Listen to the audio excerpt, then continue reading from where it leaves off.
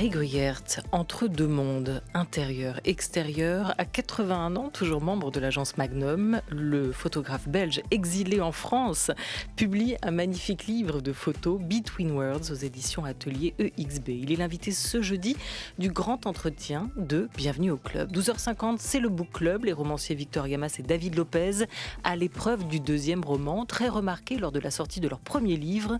L'auteur de Fief et l'autrice du Bal des Folles reviennent respectivement avec Vivance et Un miracle, deux pépites de cette rentrée littéraire.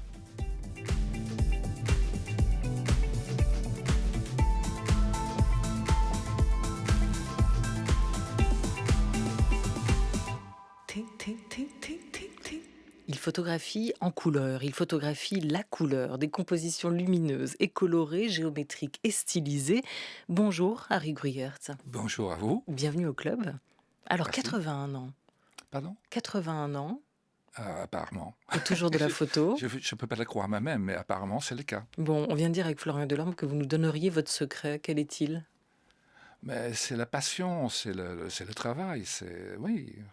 Et c'est le mouvement. Et c'est le mouvement, ce même mouvement qu'on retrouve dans vos photographies. On va en parler. Je voulais vous demander, Harry Gruyert, est-ce que c'est tout un art pour vous, la photo ? Oh. C'est pas moi à décider si c'est un art ou pas. Moi, c'est ma passion. J'ai toujours fait ça. Pour moi, c'est aussi un métier. Si les gens qui regardent ce que je fais trouvent que c'est de l'art, moi, je suis plutôt ravi. Mais je trouve ça toujours un peu pas mal de jeunes photographes qui disent tout de suite moi je suis artiste. Donc tout ça un peu douteux. Je sais pas. J'ai fait des choses très diverses. J'ai fait aussi des photos d'illustration. J'ai travaillé dans la mode. J'ai travaillé dans l'industrie. Et j'espère que certaines images, qu'on peut dire que c'est de l'art, mais c'est pas à moi à décider. Vous dites souvent que la photographie, c'est une question de personnalité. Oui. Avant Oui, tout. c'est comme l'art en général. Je pense que quand je regarde les peintures de Bacon, par exemple, je suis avec Bacon. Quand je regarde Bonnard, je suis avec Bonnard. Donc c'est le contact qu'on parvient à faire avec la personne en question à travers son œuvre. Donc je pense que c'est ça. Autrement, c'est une relation presque physique. C'est une relation qui se fait à travers l'art avec la personne qui l'a fait. C'est quelque chose qui nous parle de vous. Vos photos nous parlent aussi de vous, et pas simplement du monde extérieur que vous photographiez. Est-ce que vous diriez que vos photos vous ressemblent ? Mais je pense, mais là non plus, c'est pas décidé, mais je pense que si c'est vraiment, si c'est de l'art, ça devrait être ça. Au moins certaines images. Quelle est la première chose que vous regardez, vous, quand vous entrez dans un lieu ? Est-ce que vous regardez d'abord où est la sortie, où est la source de lumière ? Je regarde souvent par la fenêtre. Par exemple, quand je prends le train, par exemple, là, il y a une semaine, je suis venu d'Avignon et j'ai passé mon temps à regarder par la fenêtre et dire, regarder la lumière et dire, qu'est-ce que c'est un beau pays, c'est incroyable. Et je suis toujours désolé que 90%, si ce n'est pas plus, des gens, ils ne regardent pas, ils sont sur leur téléphone. Et je pense que c'est vraiment désolant, comme les gens ne vivent plus la plupart du temps là où ils sont, mais ils sont dans leur ordinateur, ils sont partis. C'est comme une drogue et c'est assez, je trouve ça assez pénible. C'est pour ça que le vôtre est minimal, voire minimaliste ? Mon téléphone à moi? Mhm. Oui. C'est quoi, c'est un Exactement, vieux j'ai pas Nokia d'iPhone, j'ai un à truc, clapet, comme on dit, ce qu'on un donne aux truc, enfants quand on veut pas qu'ils aillent sur Internet ? C'est un dinosaure. Ouais, un dinosaure. Ouais. Et vous prenez pas de photos avec ? Ah non. Moi, j'ai besoin de... Non, mais il y a des gens qui font des bonnes photos avec le truc. Non, mais j'ai besoin de contact avec l'appareil. C'est une relation physique. J'ai besoin de ce cadre, j'ai besoin de cette tension. Il y a une tension qui se fait avec l'appareil que j'ai pas du tout. Si je fais des photos, je ferai des photos avec mon téléphone. Il y a quand même plus de distance. C'est comme si je travaillais en grand format sur trépied. C'est pas la même relation. Dans Between Worlds, l'objectif regarde derrière la vitre. Il y a des scènes de rue qui sont vues d'une fenêtre, d'un train, d'une boutique et vice-versa. Il y a des scènes d'intérieur, un café, une mosquée, une laverie, une salle de billard, un nightclub qui sont vues de la rue. Il y a quand même quelque chose un peu de la photo volée. Vous saisissez des instants, vous saisissez des moments dans la vie des gens, dans la vie de cette société qu'est le vaste monde aussi. Vous le percevez comme tel, vous ne demandez jamais avant de prendre une photo, toutes ces photos qui sont réunies. Non, je parle jamais aux gens, je travaille vite, c'est beaucoup plus dans la tradition de Cartier-Bresson. Il y a bien sûr qu'il y a moyen de travailler autrement, et quand on fait des portraits, on a une autre relation. Il y a des gens comme Irving Penn, comme Avedon, tout ça, on sent leur relation physique avec les gens. Mais moi, je ne suis pas un bon portraitiste. Le seul portrait que j'ai fait, c'est des gens qui sont très proches. Par exemple, j'ai deux filles et je les photographiées de la naissance jusqu'à 15 ans. Mais ça, c'est un autre rapport. Mais je ne suis pas du tout un bon portraitiste. Non, je vole, oui, je travaille très vite et je suis un voleur. Ouais. Un voleur et aux quatre coins du monde. Où est-ce que vous êtes allé? Ces photos réunies dans ce livre, qui sont présentées dans une exposition très prochainement chez vous à Anvers, elles ont été prises aux quatre coins du monde. Et depuis des années, quel a été le fil conducteur pour vous de cette exposition et de ce livre? Écoutez, je suis plutôt quelqu'un, jusqu'à présent, j'ai fait plutôt des livres et aussi des projections, parce que je fais de plus en plus de projections, de montage de différents endroits que j'ai fait sur, par exemple, le Maroc, l'Égypte, l'Inde, Moscou, le Japon, Tokyo plutôt. Et donc, ça a toujours été une chose importante. Dans moi, c'est le sens du lieu, j'appelle ça.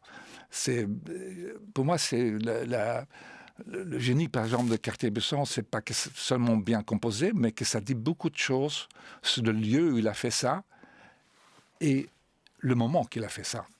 Donc, je suis plutôt dans cette direction-là, mais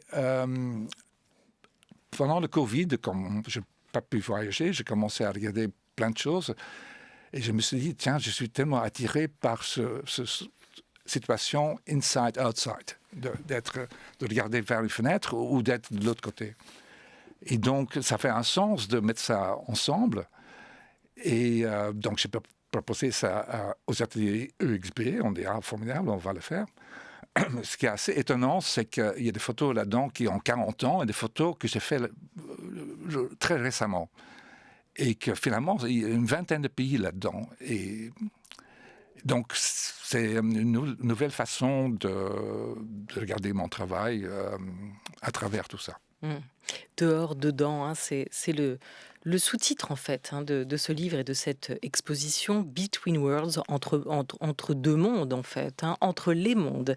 Votre objectif, on le disait, c'est glisser derrière la vitre et vous êtes allé regarder ces autres mondes, ceux qu'on ne voit pas du premier œil, ceux qui nous invitent à aller voir ce qui se passe. Et ce qui est fascinant dans vos photos, c'est que le mouvement est partout. Et en même temps, toutes les actions en cours, elles apparaissent comme suspendues.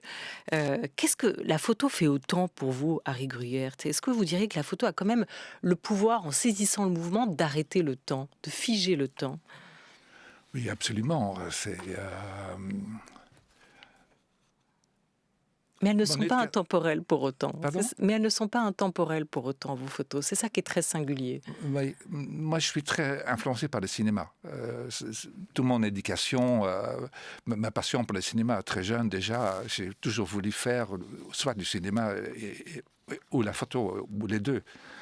Donc, j'ai toujours eu la passion de ça. C'était vraiment la peinture et le cinéma. Et je pense dans beaucoup de films, par exemple, je pense à Antonioni, qui m'a beaucoup influencé.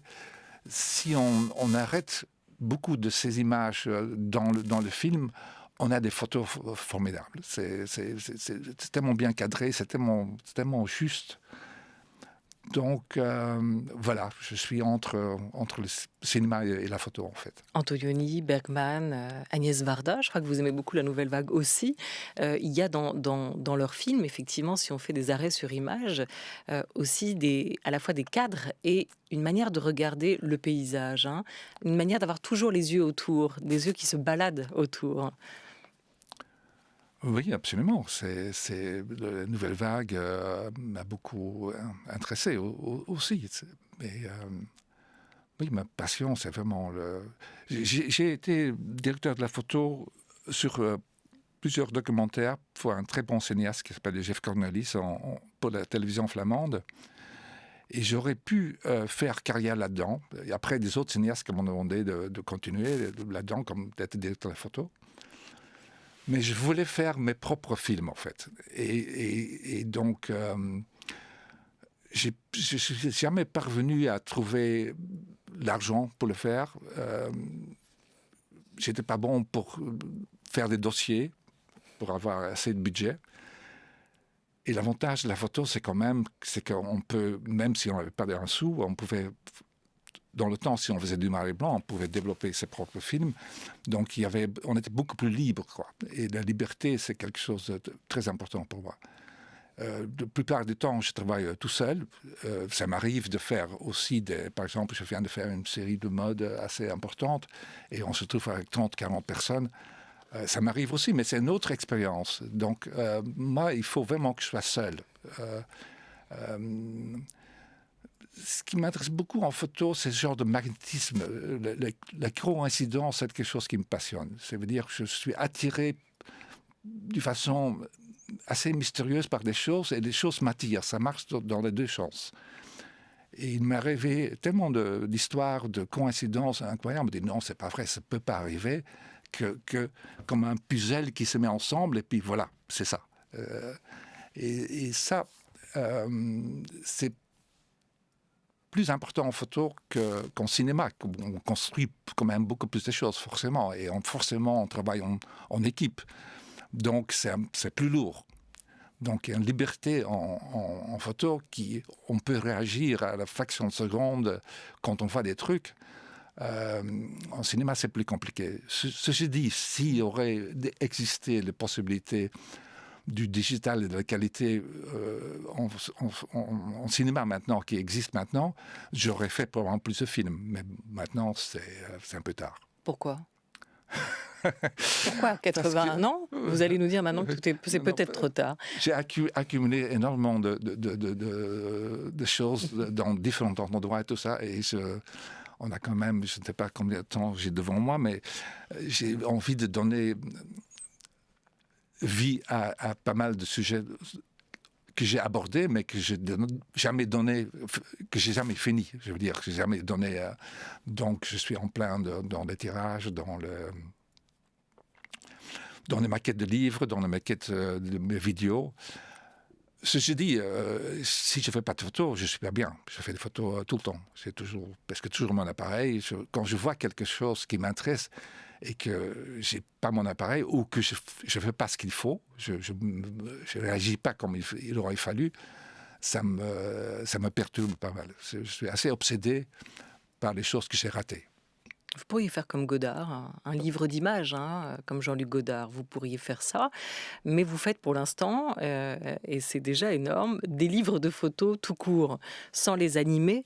Qu'est-ce que ça représente pour un photographe, un livre de photographie ? Est-ce que c'est une manière, à un moment, de faire le point sur un parcours, sur des choses vues et des choses vécues, de les rassembler dans un ouvrage, de figer une pratique aussi pour lui donner sens ?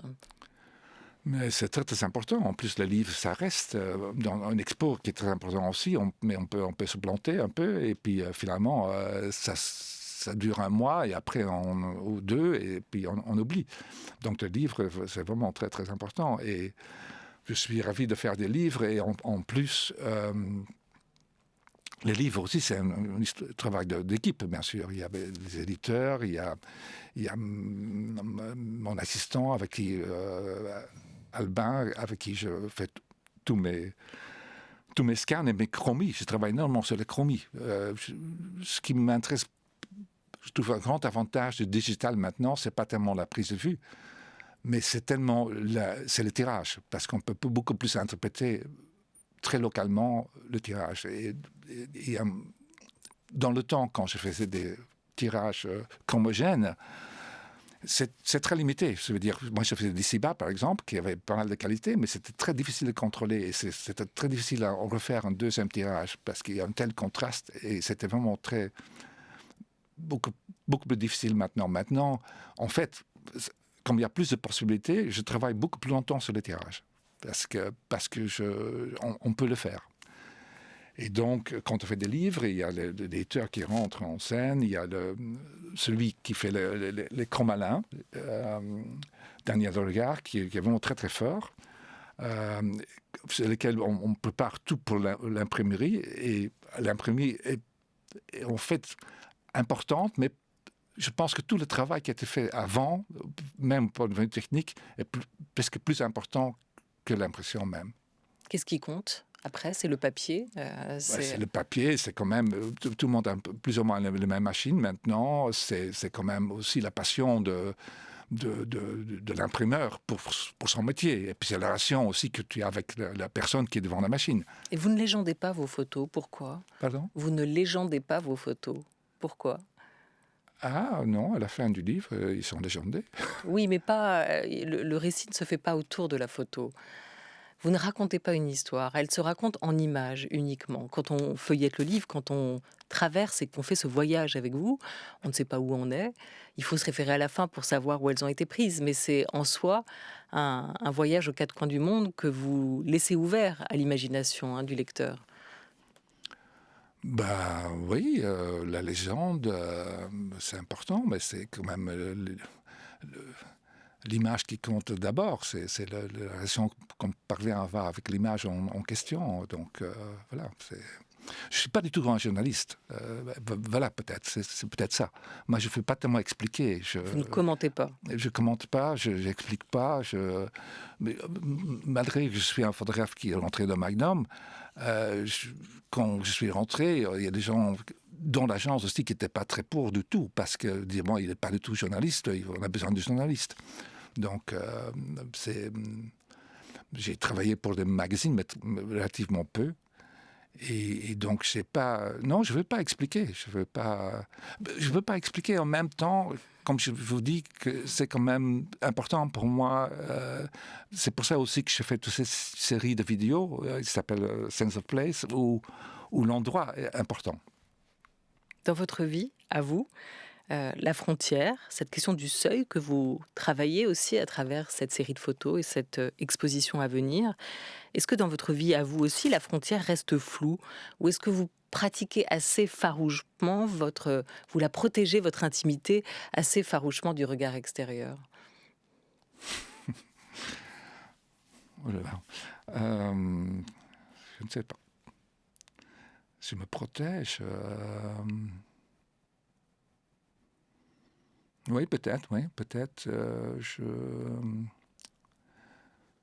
En faisant des photos, on se protège, oui. Par exemple, j'ai fait un voyage, il y a bien longtemps, j'ai fait un voyage sur un bateau de pêche dans des tempêtes incroyables. Et si je n'aurais pas fait des photos, j'aurais eu beaucoup plus peur qu'en faisant des photos. Si on aurait raison d'être là. Quand je cadre quelque chose, je comprends mieux la chose aussi. C'est le cadre qui me fait plus comprendre. J'ai fait une chose qui paraissait assez fou, mais dans mon première histoire d'amour, la fille avait un autre amant. Et je me suis dit, comment lui prouver mon amour pour elle ? Je vais faire un film sur elle. Donc, je l'ai filmé en 16 mm, d'une façon très intime, même avec son nouveau amant.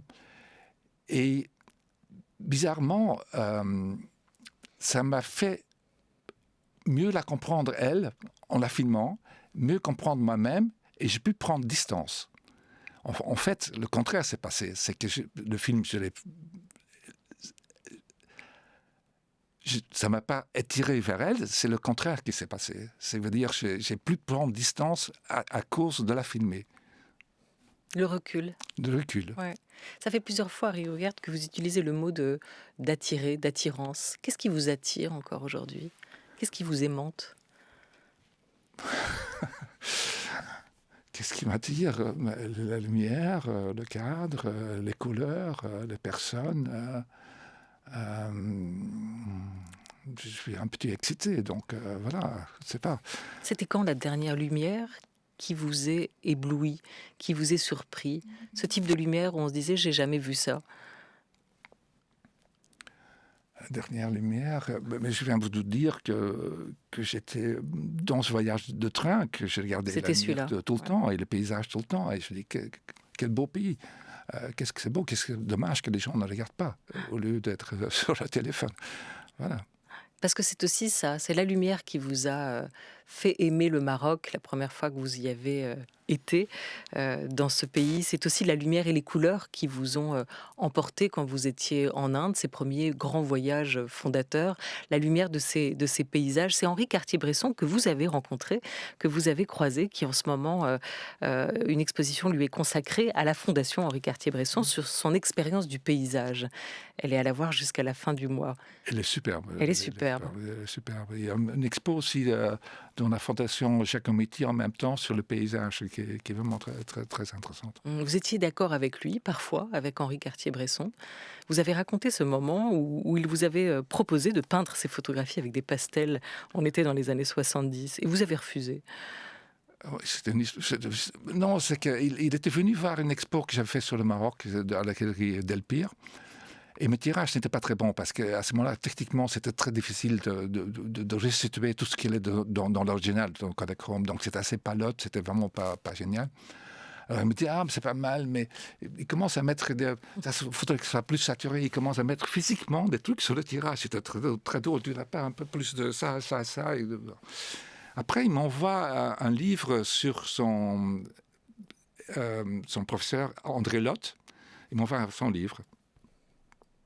Bon, il m'appelle 2 semaines après et me dit, écoute, ça t'a intéressé? Je dis, oui, merci Henri. Il me dit, écoute, j'ai une proposition à te faire. Je vais demander à Pictorial, qui était son labo, de t'envoyer une dizaine de tirages et je vais t'envoyer un grand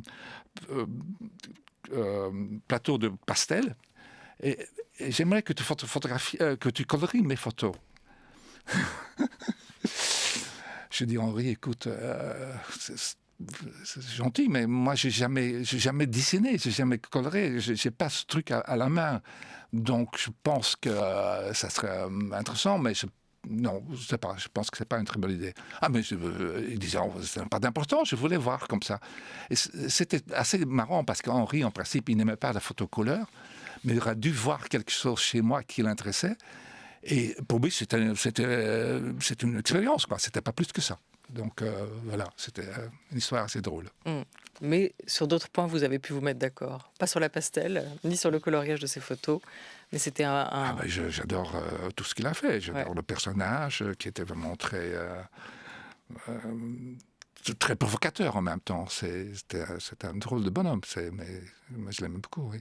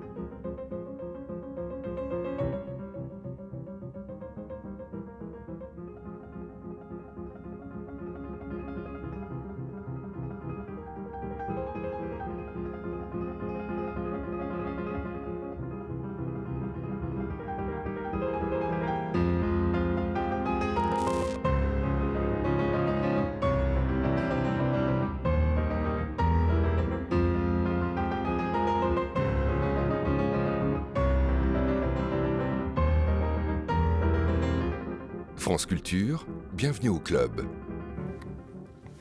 Directrice du Festival de Chambord depuis 10 ans, la pianiste Vanessa Wagner, qu'on entend à l'instant au piano, extrait de son album Study of the Invisible, où elle continue à explorer un répertoire contemporain, tendance minimaliste, à retrouver cet album sur le label In Fine. Vous nous disiez aussi, en écoutant ce piano galoper à Harry Gruyaert, l'importance du son pour vous, qu'on retrouve dans vos expositions et qu'on retrouve dans ce projet A Sense of Place que vous avez mené d'Irlande au Maroc, en Belgique. En quoi ça consiste?